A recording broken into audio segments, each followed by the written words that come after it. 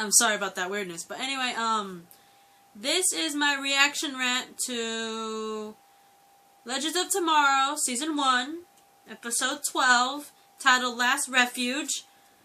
If you guys remember, in the last episode, what's his face? I already forgot his name, this is so bad. Blah, blah, blah. Give me a sec, guys. Mick Rory, before killing off, shit, what were they called? Hang on. Mick Rory, before killing off one of the hunters that came after them in the last episode, that hunter revealed that the Pilgrim has been sent by the Time Masters, and we find out the Pilgrim is like an elite assassin from the Time Master, and not only that, she is going to try to kill the team by killing their younger selves. So this is what's happening in the episode. Anyway, the Pilgrim decides targeting each of the team members, and Gideon pretty much, sorry, my legs hurt. But anyway, Gideon uses the Pilgrim's temporal distortions to predict every one of her moves. And they managed to rescue the younger versions of Mick Rory and Sarah Lance. But after that, unfortunately, Gideon loses track of the Pilgrim's movement, allowing her to pretty much go wherever she wants and target any member of the team left without them knowing. And so, during that whole thing, randomly, Ray ends up getting, like, attacked like crazy. Like, he falls to the ground. It's like he's, like, has internal stuff going on. It turns out that all the bruising and all that stuff in the med bay, they find out that apparently Ray is the target. To the point where Gideon's like, oh, Ray has been attacked in 2014? So, the team goes to 2014 and Starling City in 2014 to prevent Ray from getting killed there so Ray doesn't die in present time. And during that whole thing, Ray thought he was dying, Kendra thought Ray was dying, and, well, he ends up...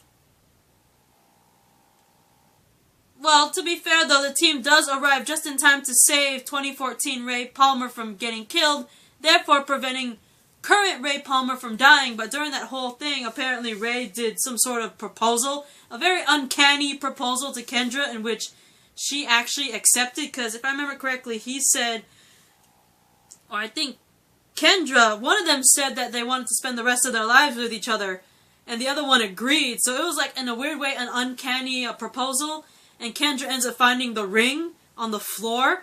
So yeah, they had an uncanny engagement thing going on, and, well, proposal, and now they're apparently engaged, right? And during that whole thing, since they can't really tell when the Pilgrim is going to attack because, you know, they no longer can find out her temporal distortions, Rip decides to abduct the rest of the team when they're infant babies.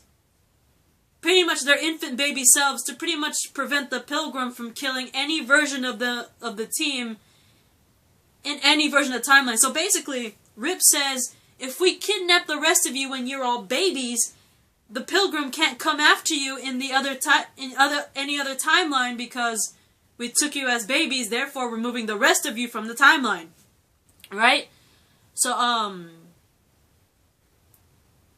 we also find out that Kendra agreed to the engagement out of mainly because she thought Ray was dying at the time, and she wasn't really ready for it, in all honesty, and unfortunately, she was talking to Sarah about that, and unfortunately, Ray heard that, which I felt so bad for. It's like, oh, give Ray a break, guys. Come on. He actually fell for someone. I know it's complicated with Kendra and the reincarnation thing with Carter and all that bullshit, and that past version of herself that she met in the Wild Wild West in the last episode, telling her that everything is doomed. All your relationships are doomed unless you have Hawkman as your guy. But come on, give Ray a break, man. I mean, he had a fiance. She was killed during the whole raid in Starling City. He fell for Felicity, but turns out Felicity was more with Oliver. Give the guy a love interest that will stick. I mean, come on. Anyway, back to the whole kidnap the infant versions of the rest of the team. They managed to be successful, and I think this is really cute because there's a moment where, after talking with Sarah and Kendra are the ones that are kidnapping infant Snart, and this is so cute because they have this funny moment where Kendra's making fun of Sarah about Snart, and at the same time they're like, Kendra's all asking Sarah, which baby is Snart? And Sarah says, look for the one with the horns. Oh my god, I laughed so hard when I saw that. I was like, couldn't it be any cuter that we're having small hints of Captain Canary? You know, Captain Cold and White Canary. I really do ship them because it's really, really cute. They're little puns with each other and their little mini moments with each other, and the fact that in this episode Kendra's kind of making fun of Sarah when it comes to Snart, and then when she asks when Kendra asks which one's baby Snart, Sarah's like, look for the one with the horns. I bursted out laughing. I am not gonna lie to you. I was like, Captain Canary, make it happen, Legends of Tomorrow, make it happen! But anyway, they do successfully get the infant versions of Snart. They got the infant version of, Stein, and then the last infant they're getting is, Jax. And during that whole thing, we find out, you know, Stein, he's with, Jax, naturally, they're always together. They're like, how trippy would it be if we got to hold our baby selves? It's like, in my opinion, that would be trippy if I went back in time to try to save myself, you know, my baby self, and I end up holding myself in my hands. I'd be like, dude, this is so trippy right now. It's me, right? But like, Rip's like, it's not really wise that you guys are in the mission retrieving yourselves. It might cause a total paradox thing shit going on, right? And then also, we also find out, because Stein has a conversation with Jax, that unfortunately Jax's father, the day Jax was born, Jax's father had to go off to Afghanistan or something like that, because his dad's a military man. And so he was shipped out the same day Jax was born, so the dad never got to really hold Jax, because before he got to hold Jax, he was sent off, and 2 weeks after that, he ended up getting killed. So, it's a really sad story about Jax. I was so heartbroken when I heard that. I was like, dude. And you can even see on Stein's face, he looks so heartbroken hearing that. He's like, that's not right. Every parent should get to hold their child, and every child should know their father. And it's like, Jax never got to have that, and neither did the father. So it's like, it really, really hurt hearing that. I was like, for real right now. But going back to when they were rescuing baby Jax, Stein actually sees Jax's father actually, like, looking at baby Jax via, you know, the window where all the babies are. And Stein actually gets Jax to come inside and, you know, talk to the father. They have a moment. And, there was a moment where Jax was very reluctant to keep in the information that the dad's gonna die. It looked like he really wanted to tell him. But unfortunately, he left and everything. And, since they got all the babies before the Pilgrim could, we find out that Rip actually has an adopted mother, because they bring all the infants as well as young Mick and young Sarah to Rip's adopted mother, who apparently works for the Time Masters, but she chooses to, you know, aid her son above the Time Masters because, you know, to her, family matters more than the Time Masters, right? So they send young Mick and Sarah and the babies in the care of Rip's adopted mother until they could stop the Pilgrim, right? And, unfortunately, the Pilgrim ends up hailing them on the video screen. Apparently, he kidnapped Jax's father, and she is threatening to kill not just Jax's father, but everyone else's loved ones, like, Jax's dad, Stein's wife, Sarah's father, and, Snart's sister. So, like, all of them are being threatened by, the Pilgrim, saying, if you don't give me your younger selves, I'm gonna kill all these people, your loved ones. So, unfortunately, Rip gives the Pilgrim an alternative. He's like, how about I give you my younger self in exchange for the life of Jax's dad and all the other loved ones. At first, Time Master's like, that's not enough. And it's like, how about this? My younger self before I became a Time Master. Because apparently he's like, if you kill my younger self, the younger self that before I became a Time Master, I would have never became a Time Master, hence I would have never found the team.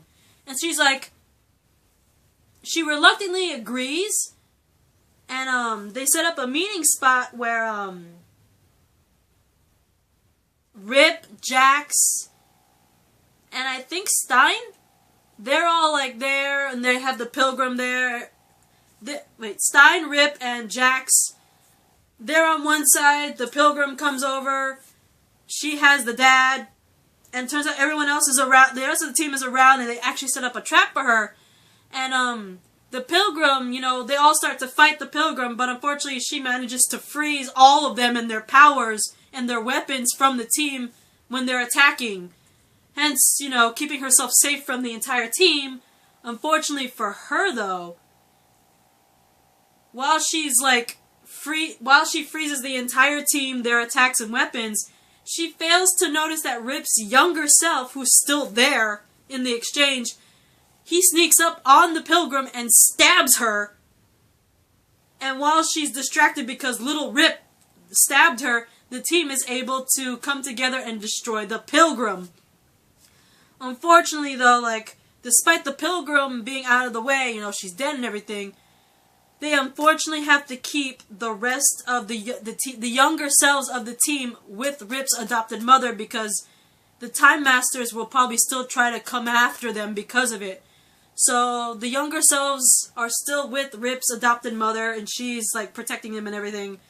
And what I liked about this episode was the fact that our current Mick Rory, actually has a moment where he talks to the younger Mick Rory, and he's like, hey, the fire with your family, I know that wasn't your fault. I know that you lost control of the fire you were playing with, and when the fire got out of control, you got so scared that you fled the house, and because you were so scared, you fled the house and didn't wake your family. I know that wasn't your fault because you were scared, things got out of control. And it was a really good moment with Mick Rory where we actually see some compassion in him, we actually see some heart from Mick Rory.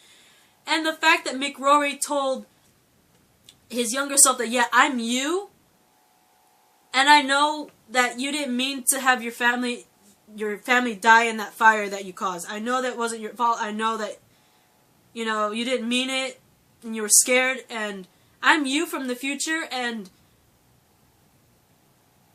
the fact that he gave a pep talk to his younger self to be a better person than he is now shows a lot of growth in Mick Rory, and I have so much faith in him that he will be a better person. Yes, I feel like just like Snart, they're still going to be somewhat thieves, you know, but more like petty thieves. I know they won't do much damage. I know that at one point they still will have their heroic side to them because of this team, honestly. But, that I really loved, and also, I loved the moment with Rip Hunter and his adopted mother. I thought that was really cute. And I also like the fact that, you know, Ray actually cornered Kendra because he overheard the conversation with Kendra and Sarah. And it's like, you know, if you said yes to me because you thought I was dying, I will make it easier for you. Like, you don't have to be forced to be with me. But the fact that Kendra's like, you know what? Seeing all this right now, seeing what's happening with our younger selves and all that stuff, the fact that she's like, the hell with what my previous life said, the hell with what everyone else is saying, I want to marry you. And I thought that was a really beautiful thing. Also, another one of the loved ones, I forgot to mention, one of the loved ones that was also targeted was Ray's fiance, the one that passed away. So, yeah, she was actually also there. I totally forgot to mention that. But anyway, I really love this episode. I just love it, and I'm running out of time, but this is my reaction rant to Last Refuge, episode 12, Last Refuge, which is the season 1 of Legend Tomorrow. Bye! Running out of time!